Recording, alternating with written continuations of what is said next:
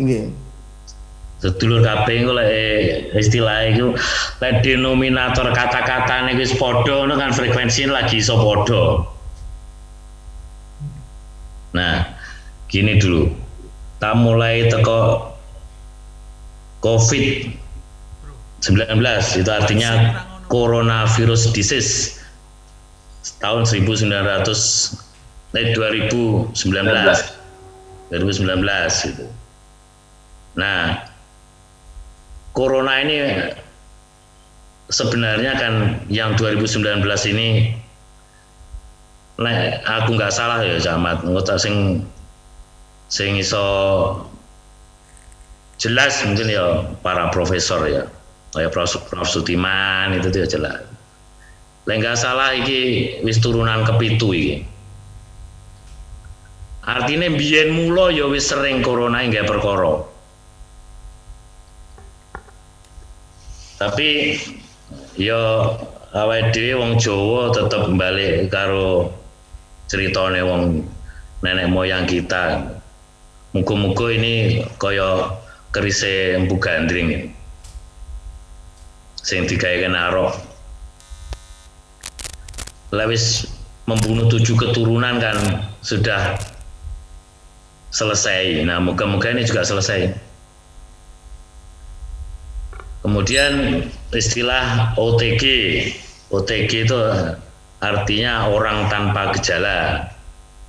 Artinya orang tanpa gejala itu orang yang kontak erat dengan orang yang terkonfirmasi terinfeksi COVID-19. Sehingga orang yang terkonfirmasi itu tidak harus sakit. Banyak yang tidak sakit. Di Tulungagung ini yang perlu dirawat itu kira-kira pas kapan saya ceramah itu 5%, sekarang 10%, dan tidak ada yang parah karena coronanya. Jadi yang parah karena murni corona itu tidak ada. Jadi yang sekarang kalau di ini 66 orang itu tidak ada yang parah karena corona. Kemudian istilah ODP, orang dalam pemantauan. Orang dalam pemantauan itu misalnya kalau Surabaya itu zona merah, kalau ke daerah yang belum pernah ada corona sama sekali itu perlu dipantau. Tatkala orang dalam pemantauan itu kemudian ada sakit yang dicurigai mengenai saluran nafas, itu namanya ODP, orang dalam pengawasan. Jadi mohon maaf, pasien dalam pengawasan. ODP itu orang dalam pemantauan. Kalau sakit namanya pasien dalam pengawasan. Pasien dalam pengawasan itu belum tentu corona. Nah, ini yang jadi perkara. Karena belum terkonfirmasi corona apa bukan, akhirnya benono wong loro nemen gue di PDP kan. Melendang hati-hati. Nah, apa mana lah sampai meninggal dunia kemudian hasilnya rong eneng. Wah, itu jadi perkara itu. Pemane wis kadung diperlakukan nguburi ngono, pemane dulure ora wani nunggoni tiba hasilnya negatif. Wah, ini jadi perkara. Ya kayak di Tulungagung itu karena rumah sakit rujukan regional gitu. Sehingga kan mengampu mulai Pacitan, Trenggalek, Tulungagung sendiri, Blitar kabupaten kota, Kediri bagian selatan. Karena rujukan regional sehingga kan banyak orang parah itu dikirimnya kan ke tempat saya. Nah, menjadilah itu PDP. Nah, kalau kemudian rumah sakit bukan rumah sakit rujukan regional itu, Kowe parah titik dikirim ngono ae, ngono nang nggonku kari matine. Akhirnya terus dipleset nih, wane tulung aku pakai sing corona meninggal loh, bukan corona itu orang yang terduga. Jadi dari 100 mungkin hari ini udah 190-an orang yang meninggal di Rumah Sakit Tulungagung itu, yang positif corona dari Tulungagung sendiri ya, kalau dari Kabupaten Tulungagung itu cuma 1. Dan itu juga bukan murni corona. Dia itu datangnya karena kencing manisnya itu gulanya terlalu tinggi. Waktu difoto, kemudian paru-parunya ada ngeflek. Pedoman Kementerian Kesehatan, kalau ada sakit, badannya panas, paru-parunya ngeflek, itu PDP. Walah. Ya. Itu memang untuk kewaspadaan dini. Lebih baik dianggap iya daripada kok kecolongan, maksudnya gitu. Nah, yang jadi masalah kemudian di banyak daerah itu kalau untuk mengkonfirmasi itu pakai swab atau PCR, itu aja kan sampai berminggu-minggu hasilnya. Itu yang jadi masalah. Saya pernah merawat orang PDP, wis dirawat 2 minggu lebih, hasilnya lagi keluar. Ternyata bukan PDP, kadung TAPD akeh.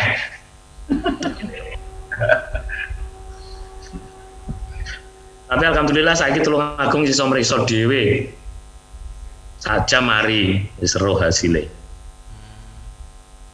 Nah, inilah kemudian kalau dari luar Tulungagung itu yang meninggal 1. Nah, tetapi pengalaman saya banyak orang yang ketemon bahwa itu terkonfirmasi atau positif COVID-19 itu ora sengaja. Anang rumah sakit mergo kecelakaan lalu lintas arep operasi patah tulang diperiksa dhisik to saiki. Benang rumah sakit saya kan diperiksa dhisik, di rapid kalau di swab di PCR gitu. Bareng di rapid positif. Mergone sakitnya patah tulang, ya diagnosa primernya patah tulang. Tapi coba lek kuwi panas, awake panas, encret ngono. Ya dianggap corona. Engko misalnya kok kemudian dia sesak apa mana lek paru-parune yang ngefleke ngono. Engko dianggap corona. Soalnya corona itu gejalane jerene sing ahli ya. Sing ahli menurut ahli anyaran, soalnya corona ini kan begini. Kenapa saya bilang ahli anyaran? Corona ini adalah perang global terhadap sesuatu yang baru. Seluruh manusia di dunia belum pernah ketemu virus ini. Kemudian dokter-dokter sedunia juga belum pernah ketemu. Makanya tarane ahli ya ahli baru. Wong kabeh do lagi belajar setas iki. Bedane aku dokter, Mas Dudung dudu. Jadi lek sinau ya cepet aku lek sinau penyakit kan ngono bedane. Dadi nek kabeh iki enggak ngerti. Jadi ini perang global terhadap sesuatu yang baru. Dan virus ini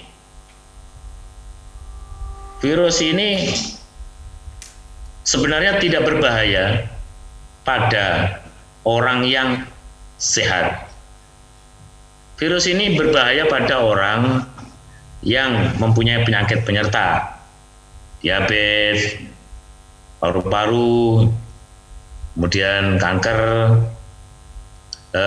usia tua. Kalau di literatur itu, yang literatur ya literatur anyaran, di pedoman Kementerian Kesehatan awalnya ya lebih 60 tahun usianya.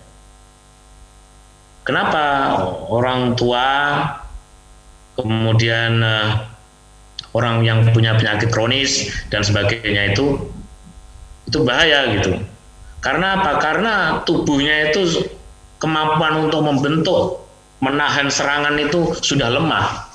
Orang tua itu tidak makan 2 hari aja bisa langsung sakit dan meninggal. Coba diingat-ingat. Wong tuane awake dhewe ya. nggak doyan dahar rong dina ditokne ngono misale, ya bablas. Karena daya tahan tubuhnya itu lemah. Terhadap sesuatu yang baru, itu kemudian tidak ada cara lain kecuali kita berkolaborasi, bekerja sama, tidak saling menyalahkan. Karena kita ini ibaratnya saya istilahkan masuk lorong transendental, lorong ketidakpastian. Di dalam menghadapi sesuatu yang tidak pasti. Karena sesuatu yang baru, semua juga terkaget-kaget itu. Itu yang pertama dilakukan adalah kita tenang. Setelah tenang kemudian kita cari imam. Imamnya siapa? Ya dunia medis. Karena ini perang global ini adalah perang tentaranya itu tenaga medis. Mestinya gitu. Semua itu ke sana. Seluruh potensi itu diarahkan untuk membackup agar para tenaga medis maupun paramedis, tenaga kesehatan lah intinya, itu agar bisa bekerja profesional. Para epidemiolog, kemudian para ahli kesehatan masyarakat, para klinisi-klinisi terbaik, itu agar bisa bekerja profesional. Nah inilah yang mestinya dilakukan. Sehingga isolasi itu bukan penyembuh utama. Penyembuh utamanya adalah kolaborasi. Berbasiskan apa? Berbasiskan fakta. Saya akan berterima kasih mestinya kalau ada penelitian kemudian aslinya orang yang betul-betul positif corona karena coronanya itu berapa sih gitu. Yang sampai kemudian sakit ringan, sedang sampai parah.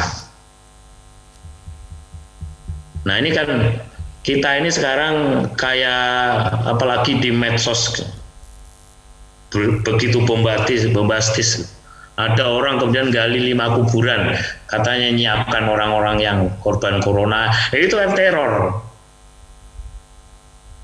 Sehingga saya istilahkan kita ini sekarang kayak terhipnotis sosial media. Teknologi informasi itu 2 mata pisau. Kalau ke kiri itu merusak, kalau ke kanan itu baik. Tetapi kan serambi kanan, serambi kiri atau orang yang ke arah kebaikan dan kejahatan itu kan tetap aja dalam peristiwa apapun kan inama amalu usri usro. Bagi mereka ya ada berkah gitu. Yang negatif, yang berpikiran ini digoreng terus. Yang berpikiran ini ya jadi malapetaka, dan tapi apapun kita ambil manfaat dari peristiwa ini. Nah inilah kemudian yang ingin saya katakan tadi, ada satu yang kita lanjutkan sedikit tadi sebelum berikutnya. Ada istilah lagi kemudian terkonfirmasi. Terkonfirmasi itu artinya pasien itu di tubuhnya ada virusnya. Caranya pakai apa? Pakai PCR atau pakai swab itu. Kalau rapid itu untuk melihat di dalam tubuhnya ada antibody apa tidak untuk melawan sebuah musuh yaitu virus corona ini. Nah, inilah kemudian yang saya katakan bahwa ini perang global, semuanya baru, ini baru. Nah, kita kalau tidak tenang, kemudian berkolaborasi dengan baik, itu akhirnya yang terjadi friksi. Jangan dikira kemudian friksi ini hanya antar kepala daerah atau antar kepala dinas. Bahkan kita lihat antar negara mungkin juga friksi. Antar dokter aja friksi kok. Ada dokter saya itu yang kalau ada temennya yang positif dan perawat yang positif itu marah-marah sampai direktur. Oh no. Tapi wong yo ancene wong musuh ora ngerti ka piye mosok melu nesu direktur yo ora, ajarke wae. Ngancam aku lek ngono, saya akan menghentikan pelayanan. Yo tangon wae, yo ndak apa-apa, nganti kapan luwe. Lah ora praktek ora apa sesuk priyo luwe. Akhirnya saiki buka dhewe. Ya alhamdulillah. Iki new normal. Jadi new normal ini sebenarnya kita nggak usah nggak usah alergi dengan istilah itu. Saya sudah memakai istilah ini kira-kira pada sebuah webinar sebulan apa 2 bulan yang lalu memakai istilah ini. Waktu itu saya mengibaratkan begini, kalau rumah kita ini bocor pada waktu kemarau, kita ini telat mengantisipasi bahwa sudah mendung, gentengnya nggak ada dibenarno dan sebagainya. Begitu kemudian hujan datang bocor semua. Tatkala bocor semua, kemudian kita ngumpet semua. Jarke wae sampai kapan ngumpet? Kan gitu. Tapi kehidupan di dalam rumah itu biar bocor kan, karena hujannya tidak bisa berhenti, kita tidak bisa menghentikan hujan. Kita kan tetap harus melakukan aktivitas di rumah, ya masak dan sebagainya. Sehingga apa new normalnya? Ya kita pakai mantel, tapi masak terus di rumah. Kompornya dikai payung. Nah ini namanya new normal. Jadi kalau kita telat mengantisipasi terhadap sesuatu, kemudian kita akan new normal. Sebenarnya kita ini juga sudah mulai new normal, nggak harus Mas Dudung tak atau pora ya. Kira-kira yang jobo maskeran pora ketemu banyak orang. Gimana? Maskeran dok.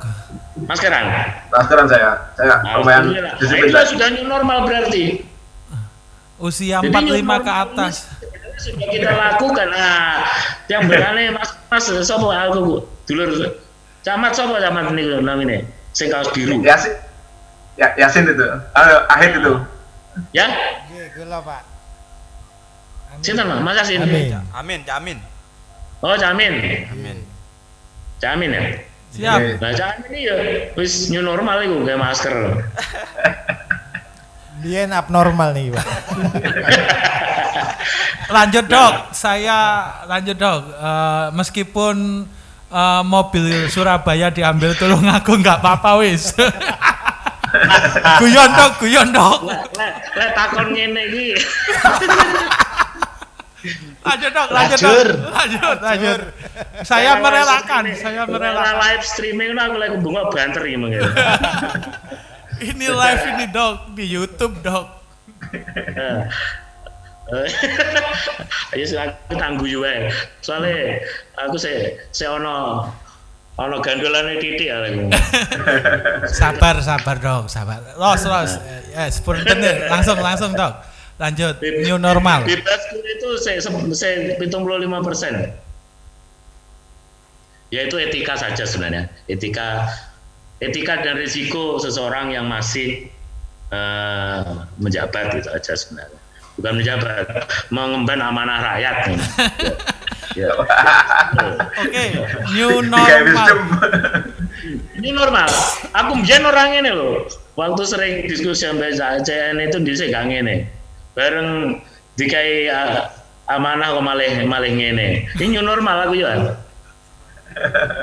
Sehingga sebenarnya kita ini sehari-harinya tuh sudah sering new normal.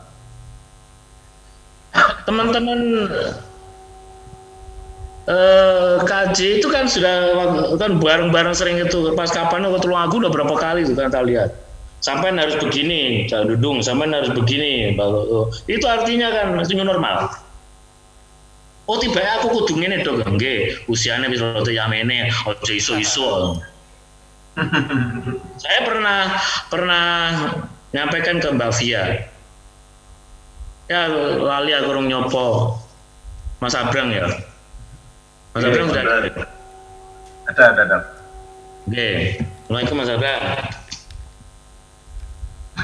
Saya sampaikan ke Mbak Via, CN itu harus begini Mbak. Gini, jam sekian harus berhenti, gini. Nah itu new normal. Gitu. Assalamualaikum Mas Abrang. Halo Pak. Nanti nih kapan dihampiri kapan dolan Tulungagung? Numpak ambulan cepet kudu nih. bebas lampu merah. Boleh. Ya, alhamdulillah. Oh, nom. Jadi orang istrinya satu, tatkala kawin lagi itu new normal. Seru ya. Itu new normal. Sudah 2 kawin lagi, new normal lagi. Jadi kita sebaiknya tidak terlalu mempermasalahkan istilah new normal. Jadi new normal lifestyle.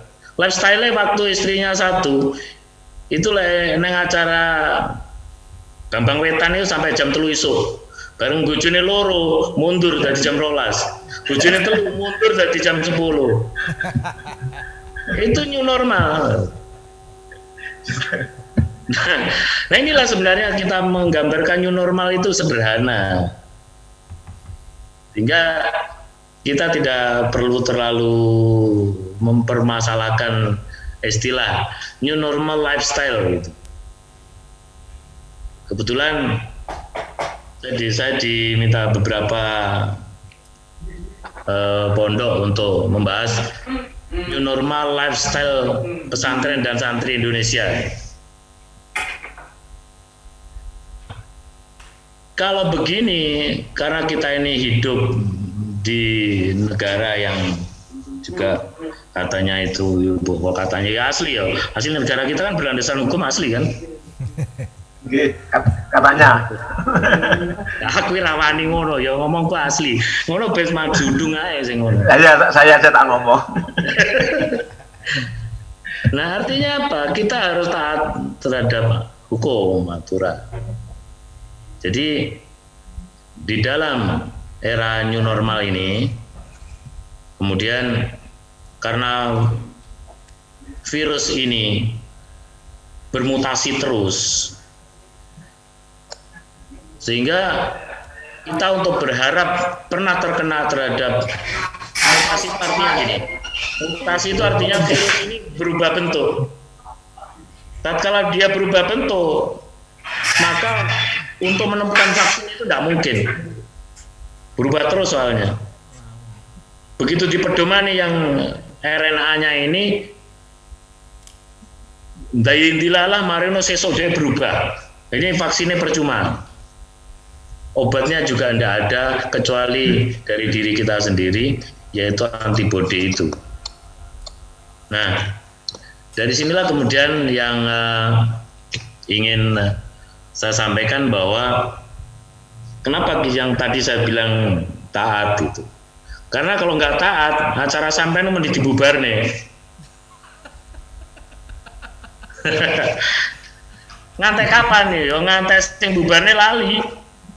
Oh ternyata akhirnya new normal, lama-lama normal. Nah, penjenengan semua loh, misalnya di rumah sama anak sama istrinya masak kemudian physical distancing kan ya ora. Kan gitu. Jadi istilah new normal saya rasa memang untuk saat sekarang kita harus taat. Tadi sudah disinggung. Gue neng Kembang Wetan nanti piye carane ya. Asal bisa menjamin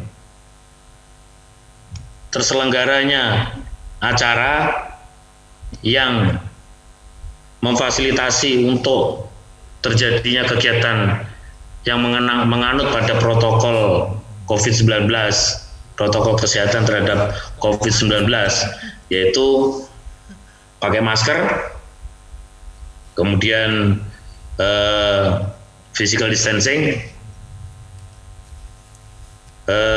membawa hand sanitizer, jangan nyentuh wajah sebelum dicuci tangannya pakai hand sanitizer maupun pakai sabun. Nah, asal mampu menjamin terlaksananya itu ya pasti insya Allah kalau menurut aku diizinkan. Kalau tidak diizinkan ditanya wae salahku opo. New normalnya kan itu. Ya memang di pesantren-pesantren itu tadi malam saya di Anur, Bulu Lawang, Malang. Minggu yang lalu saya ditambah beras. Ya saya sampaikan, untuk sekarang ya harus taat. santri itu yang masuk sepertiga dulu. Loh, kenapa sepertiga, Dok? Karena untuk terjadi jarak 1 meter itu ya harus dikurangi jumlahnya. Tapi ada prasyarat tertentu untuk masuk ke pondok pesantren. Nah kemudian sampai ono sing tanya gini, lho kok lek santri ku lek turu mari lek glundung-glundung nyedeki koncone kok lek ndak iso physical distancing dong. Wae kita sing rada mumet, masa turu terus disekat-sekat ngono. Lek dadi kaya wong mati ngono. Tapi percayalah bahwa santri itu usianya kan rata-rata sekitar 10 sampai 30 tahun. Untuk usia 10 sampai 30 tahun, tingkat kefatalannya itu cuma 0,2%. Artinya kalau tidak dilakukan intervensi medis apa-apa, antara umur 10 sampai 30 tahun itu, wong sewu paling lurus yang fatal. Kiai ini malah medeni mati cilokon. Nah, sing cilokoe malah niku wau. Ngumpet terus sampai kapan itu? Mestinya strateginya adalah kalau memang sekarang ini yang diyakini oleh dunia medis itu adalah orang-orang yang rentan, yang usia kalau data dari gugus tugas itu yang aman itu usia di bawah 50, di bawah 45. Di bawah 45, Dok. Di bawah 45, Dok. Itu kalau data dari gugus tugas. Iya. Di bawah 45 itu yang aman.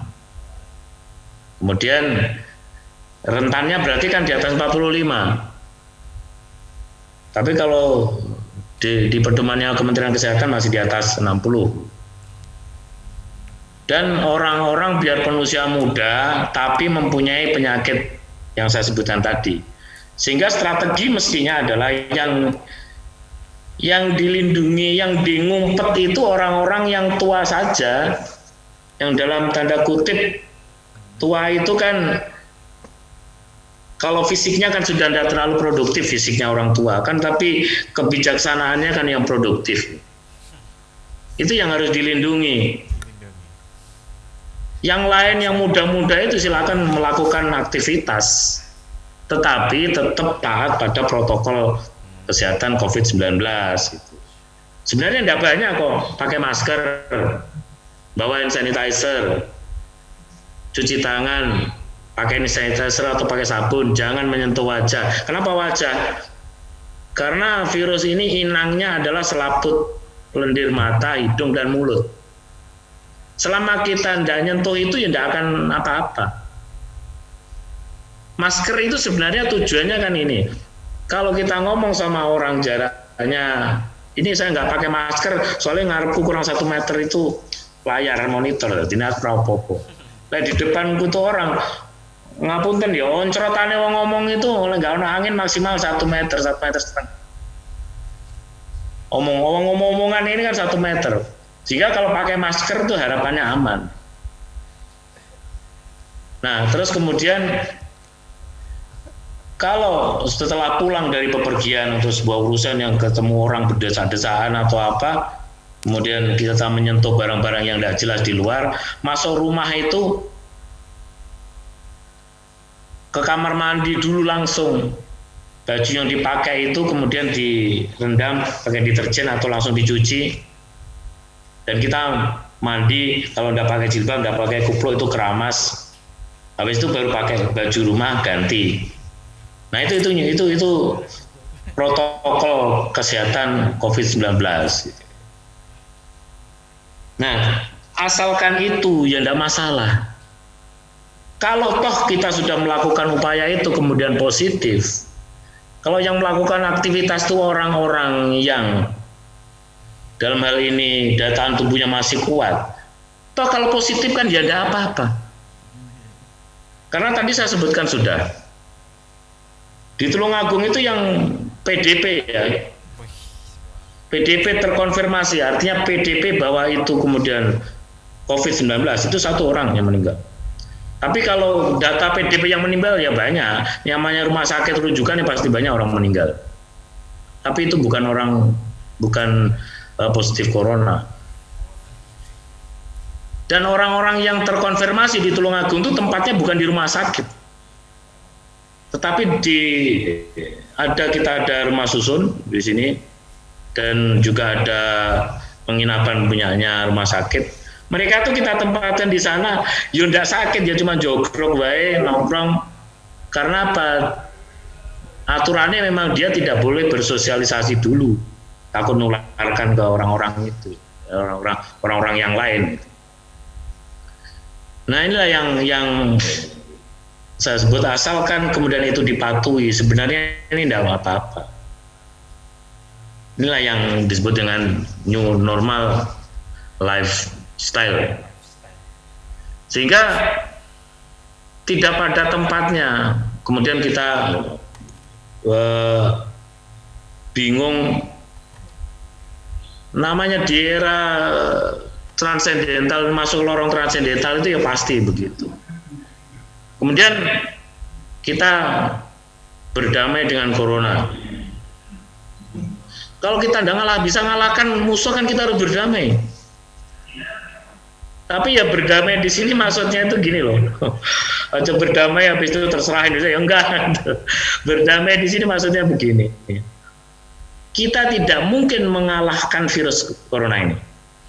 Begitu sama Allah diturunkan ke muka bumi, baik itu buatan manusia ataupun alam, dia itu akan selamanya ada di muka bumi dan tidak akan bisa dibasmi. Nah, kalau sudah tahu begitu, masa kita mau ngumpet terus?